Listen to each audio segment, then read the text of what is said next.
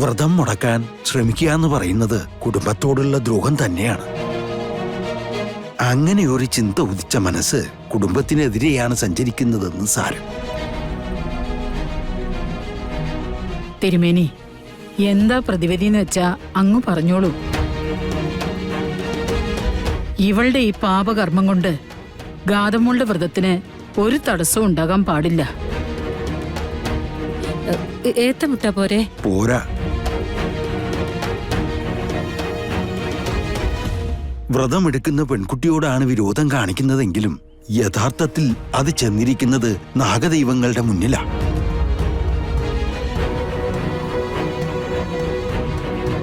അതുകൊണ്ട് വ്രതമെടുക്കുന്ന പെൺകുട്ടിയെ പോലെ 41 ദിവസം അതേ വ്രതം ഇവരും തുടരട്ടെ.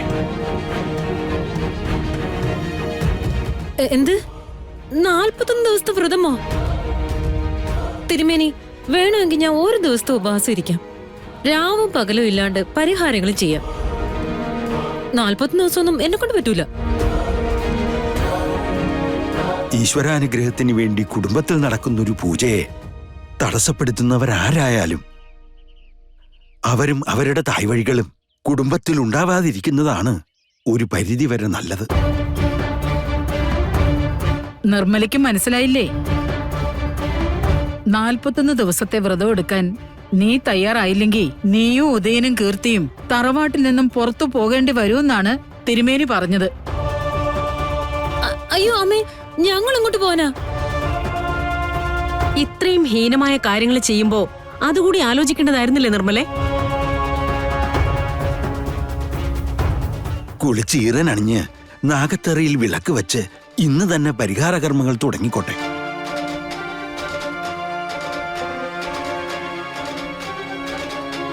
ഒരു കാര്യം ഓർത്തോളൂ, നാഗത്തറയിൽ വിളക്ക് വെച്ച് ആരംഭിക്കുന്ന വ്രതം ഏതെങ്കിലും ഒരു രീതിയിൽ തടസ്സപ്പെട്ടാൽ അത് സർപ്പകോപത്തിന് കാരണമാവും.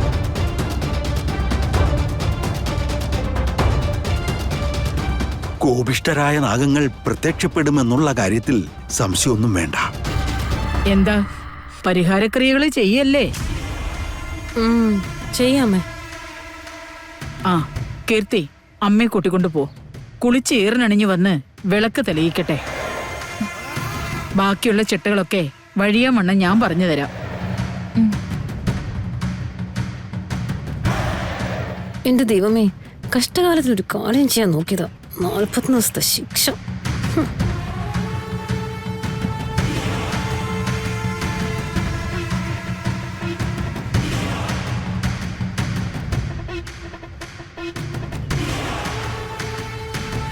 സരസ്വതി അമ്മേ, തടസ്സങ്ങൾ ഇനിയും ഒരുപാട് പ്രതീക്ഷിക്കാം. അത് പല വിധത്തിൽ പലരിൽ നിന്നും വരാം. എല്ലാം നേരിടാൻ ആ കുട്ടിയെ പ്രാപ്തയാക്കിക്കൊള്ളൂ. എന്റെ നാഗദൈവങ്ങളെ, എല്ലാം നേരെയാക്കി തരണേ. എല്ലാ അനർത്ഥങ്ങളും മാറ്റിത്തരണേ.